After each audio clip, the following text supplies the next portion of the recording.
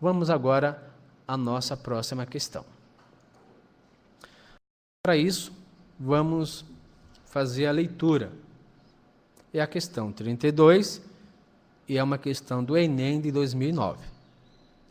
O uso da água do subsolo requer o bombeamento para um reservatório elevado.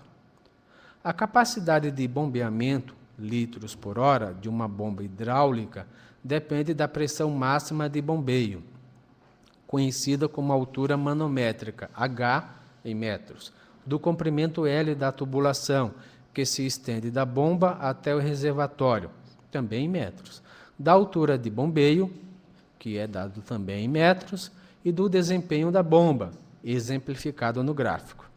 De acordo com os dados a seguir, obtidos de um fabricante de bombas para se determinar a quantidade de litros bombeados por hora para o reservatório com uma determinada bomba, deve-se. Então, na sequência, nós temos aí as orientações do fabricante, que vamos voltar a ler, mas já vamos para o enunciado da questão. Lá, portanto, é colocado o seguinte: considere que se deseja usar uma bomba cujo desempenho é descrito pelos dados acima.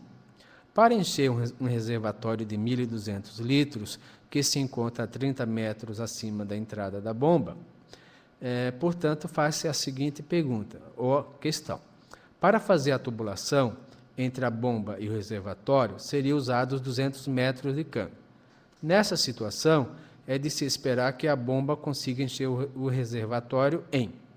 Então, nesse problema, que é uma situação em que é preciso, né, transportar uma certa quantidade de água de um reservatório para, ou melhor, de um tanque, né, de uma cisterna para um reservatório, faz isso por meio de uma bomba d'água muito comum, né, essas que inclusive aparecem muito nos condomínios, né, nas residências, nas empresas, em alguns locais em que se utiliza bastante água, hospitais, indústria. É muito comum, portanto, ter-se uma bomba para transportar água para locais mais elevados. E a questão é, em quanto tempo se faz isso? Neste problema, você irá encontrar a resposta a partir da utilização correta das informações. E é essa a questão a ser explorada pelo Enem, né? Nesse Enem de 2009, né? Que foi, inclusive, retomada agora por vocês, nesse primeiro simulado que já foi realizado, né? Nesse caso, fizemos um esquema. Vejam ali, portanto, no nosso slide. Nós temos um desenho representando, né,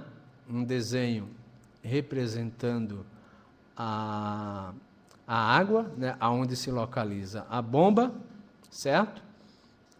Temos o cano, que tem um comprimento de 200 metros, né?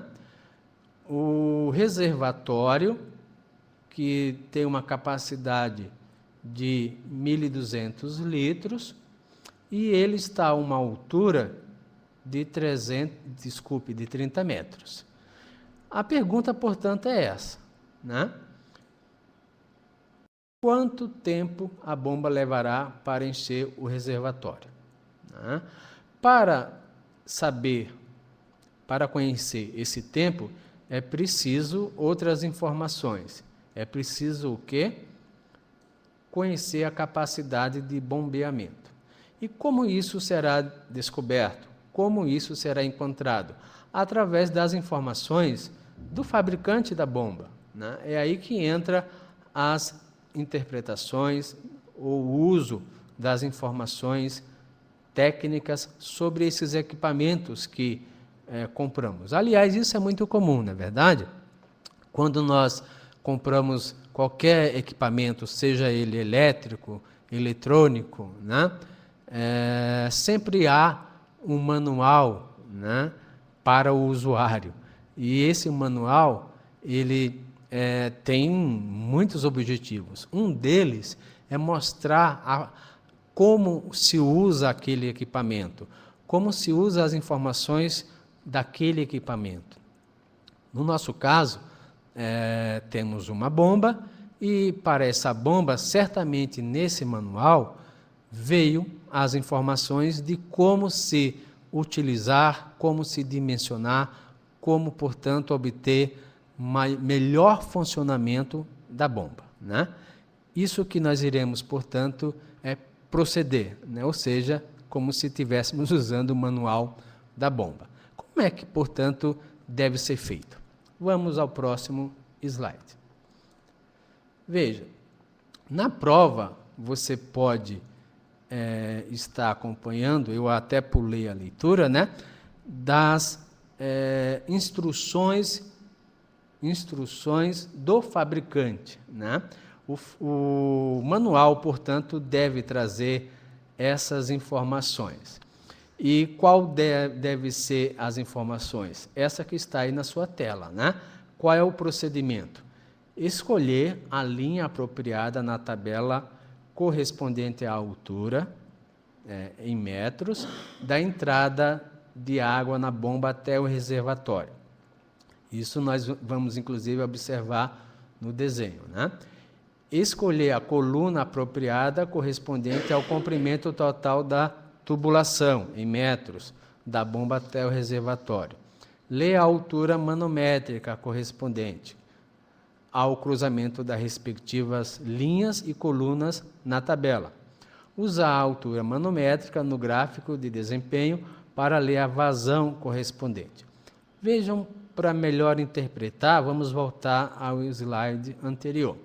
Então, veja que ele dá como informação o comprimento da tubulação e também dá o quê? A altura.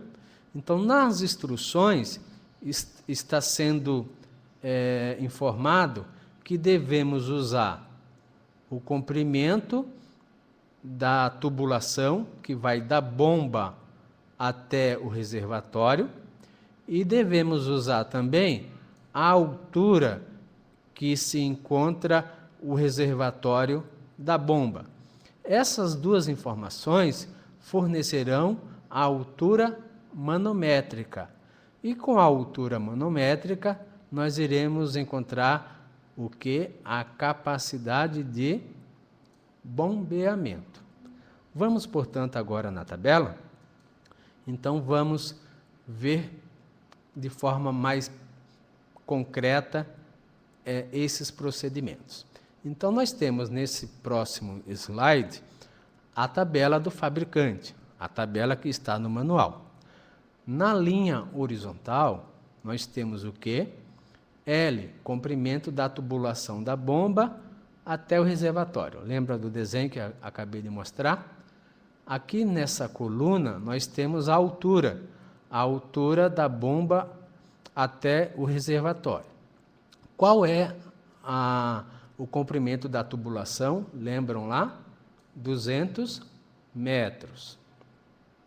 Qual é a altura em que se encontra o reservatório da bomba? Lembram? É o H, 30 metros. Esses dois números, portanto, resultam em outro, que é esse apontado pela nossa setinha. Do 30 e do 200, chegamos ao valor 45, que representa o quê? Representa a altura manométrica, que é o H maiúsculo.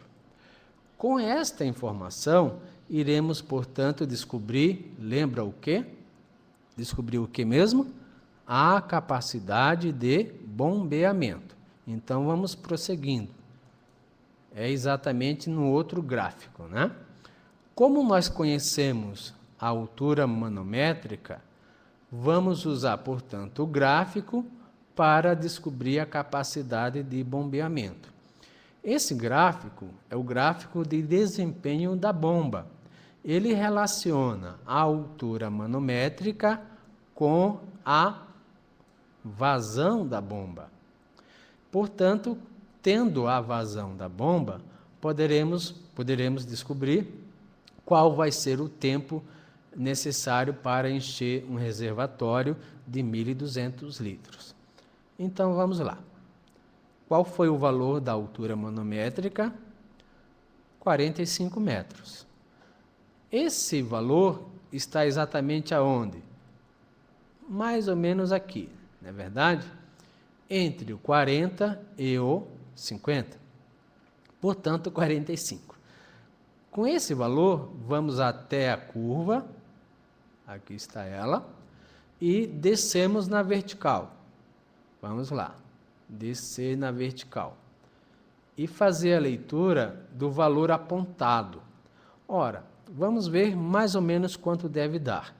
Temos o 800 e o próximo traço é o 900, o seguinte é o 1000, o na sequência é o 1100 e aquele lá 1200, e assim sucessivamente. Vejam que o valor da nossa flecha vertical caiu exatamente em cima do 900. Esse, portanto, corresponde à vazão em litros por hora, ou de uma outra forma, a capacidade de bombeamento. Esta bomba, portanto, ela desenvolve uma capacidade de 900 litros por hora. Significa que um recipiente de 900 litros deve ser enchido em 1 hora. Se o recipiente for de 450 litros, deverá ser enchido no tempo de meia hora. Vejam, portanto, que isso representa o quê? Uma regra de 3.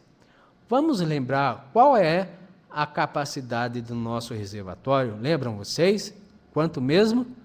1.200 litros. Ora, agora dá para fazer uma conta bem fácil. Vamos lá? O próximo slide, portanto. Cálculo do tempo, né? A vazão da bomba, como está aqui, é de quanto? Foi descoberto, né? 900 litros por hora. O tempo para a bomba encher o reservatório de 1.200 litros será de... Isso lá na aula de matemática, né? É uma regra de 3 simples, porque as grandezas, volume e tempo são diretamente proporcionais. Lembra lá da aula de matemática, quando a professora estava ensinando regra de 3 simples e estava, inclusive, alertando a todos da importância desse conhecimento matemático, que é aplicado em muitas situações práticas, eis, portanto, uma delas, né? Logo, pode-se usar uma regra de 3 para encontrar o tempo. Vocês também devem recordar da regra de 3. Como se monta uma regra de 3? Eu fiz uma tabela para facilitar a visualização. Na primeira coluna, nós temos o volume. Na segunda coluna, nós temos o tempo. Montando, portanto, a regra, teremos a capacidade da bomba, 900 litros. O tempo, 1 hora. 1.200 litros é o volume correspondente do reservatório. X será o tempo. Pronto, agora é só fazer a montagem da equação, que está aqui. 900 está para 1.200, assim como 1 está para x. Fazendo, portanto, os nossos cálculos, multiplicando em cruzado, né? 900x igual 1.200 vezes 1. X é igual a 1.200 divididos por 900. Veja que eu simplifiquei por 300, né? Que dá como resposta 4/3. X, portanto, é igual a 4/3 de hora. Que número é esse? É um outro número que você aprendeu lá na matemática, né? Número de uma fração que pode ser, inclusive, interpretada de uma outra forma, que é o número misto, onde temos um inteiro e um terço, né?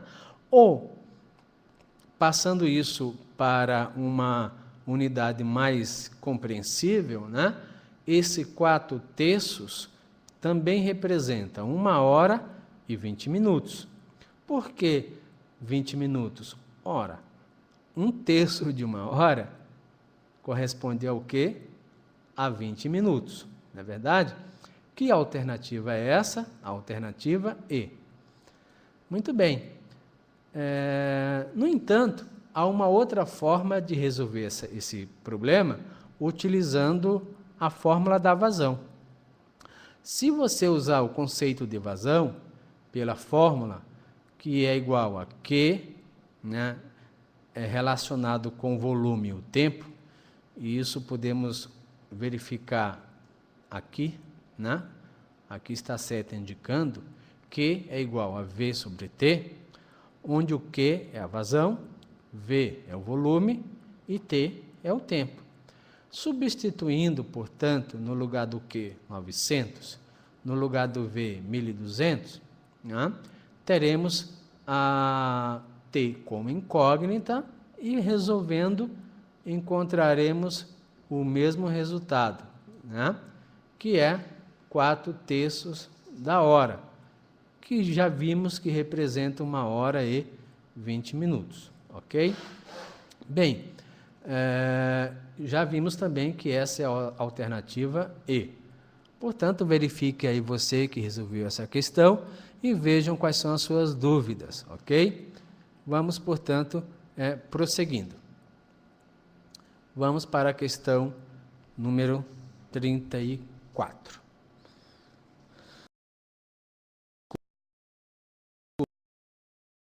Questão número 33. Né? Essa é rápida. É uma questão do Enem de 2010. Deseja-se instalar uma estação de geração de energia elétrica em um município localizado no interior de um pequeno vale cercado de altas montanhas, de difícil acesso. A cidade é cruzada por um rio que é fonte de água para consumo, irrigação das lavouras de subsistência e pesca. Na região, que possui pequena extensão territorial, a incidência solar é alta o ano todo. A estação em que esta questão irá abastecer apenas o município apresentado. Qual forma de obtenção de energia entre as apresentadas é a mais indicada para ser implantada nesse município, de modo a causar o menor impacto ambiental? Portanto, essa questão envolve a geração de energia, né, relacionada ao meio ambiente. E a questão, portanto, remete a um tema de desenvolvimento sustentável, não é verdade? Porque devemos gerar energia com menor impacto ambiental e de forma, claro, sustentável. Para ilustrar a questão, eu fiz aqui uma escolha de uma paisagem, né? Busquei essa figura nos bancos de dados sobre paisagismo, montanhas, coisa desse tipo, né? Para que pudéssemos auxiliar na interpretação ou na argumentação sobre a questão. Repetindo exatamente o enunciado do problema, que diz exatamente o quê? Qual forma de obtenção de energia entre as apresentadas é a mais indicada para ser implementada nesse município, de modo a causar o menor impacto ambiental? Então, até fiz ali um destaque, né? De modo a causar o menor impacto ambiental. O texto remete mais ou menos a essa figura. Nós temos, portanto, aí uma região cercada por montanhas, né? É uma região, portanto, que nela passa um pequeno rio Esse rio, ele tem a função de auxiliar ali a comunidade na produção de alimentos, né, de subsistência, agricultura familiar. Ele, portanto, não tem uma capacidade maior do que isso, além de, evidentemente, usar como água potável para os que moram lá, né? As montanhas, portanto, dificultam a corrente, né, de ventos, portanto, não tem um potencial de fortes correntes de vento. E o destaque que ainda é dado à questão é que nesse local a luz solar, né, a luminosidade, ela é intensa praticamente todo o período do ano. Essa, portanto, é uma informação fundamental para se compreender a questão, né? Então, dada essa configuração, essa geografia do ambiente, né, vamos fazer aí a leitura das proposições para saber qual é aquela que deve ser a melhor ou indicada, ou seja, a nossa correta, né? Então, vejamos lá. Nesse local, poderíamos gerar energia através de termoelétrica.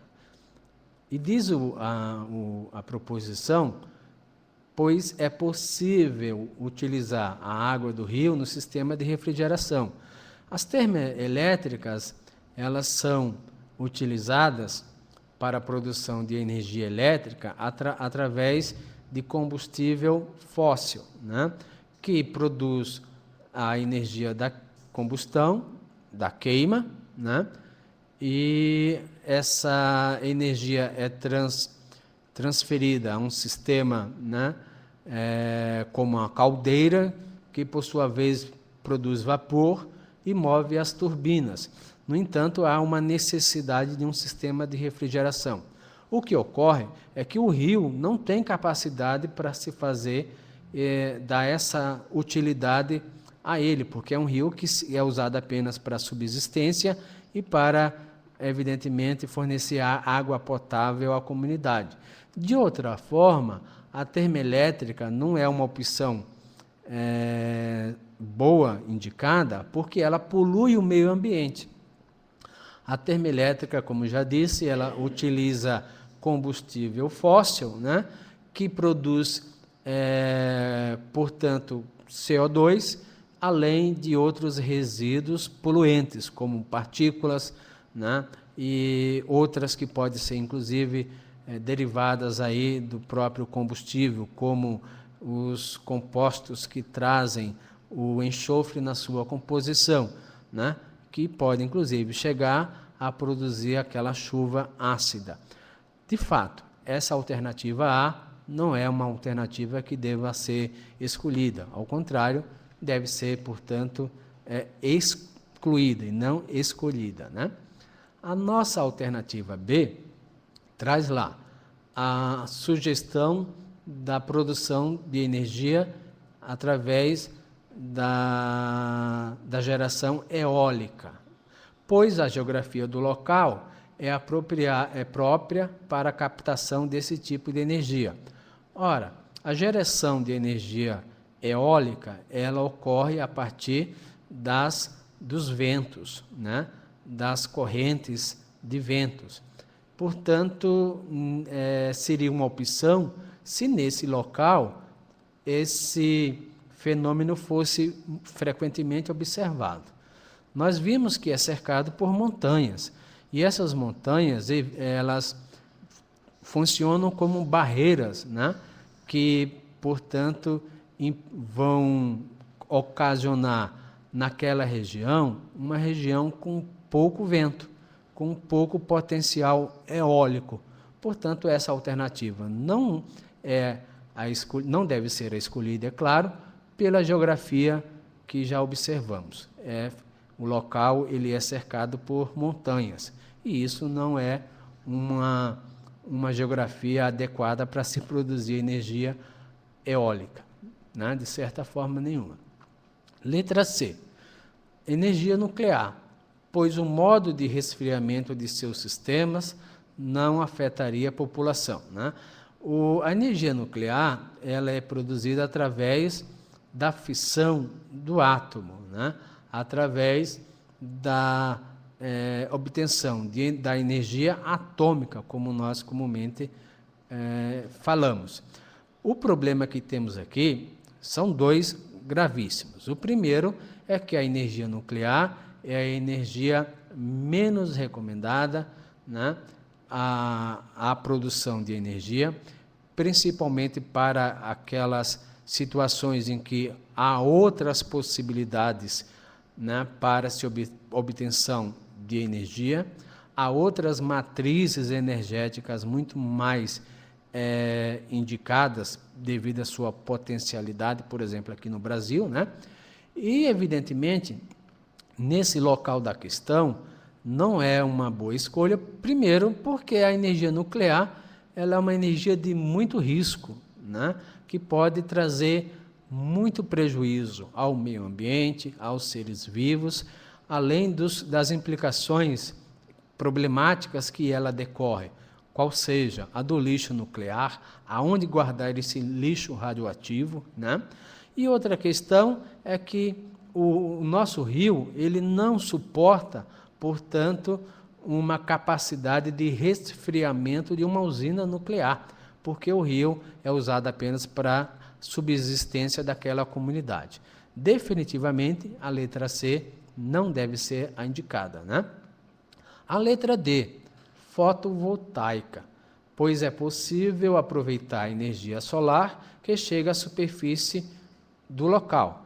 Como nós observamos no enunciado, foi destacado que esse local tem, portanto, praticamente no ano todo, né, a luz solar de forma bastante intensa. Há, portanto, muita luminosidade, há muita energia proveniente aí do Sol na forma da radiação luminosa, né? E é uma opção que nós estamos aqui, inclusive, colocando como a provável escolha, a não ser que a letra E seja melhor do que essa, né? Então, nesse local, nesse ambiente geograficamente já conhecido, é um ambiente bastante iluminado, portanto, tem um grande potencial de obter energia solar, através das células fotovoltaicas, né? Vamos analisar a letra E para ver se há algum critério melhor do que esse da letra D. A letra E diz assim, hidrelétrica, pois o rio que corta o município é suficiente para abastecer a usina construída. Vimos que um dos problemas, inclusive, apontados no enunciado, é de que o rio não tem uma capacidade hídrica para refrigerar e nem muito menos para fazer barragem, né? Além do problema que pode causar ao meio ambiente, quando grandes áreas de terra deverão ser inundadas. Realmente não é uma opção que deve ser escolhida. Claro, fica, portanto, evidente que a resposta é a letra D.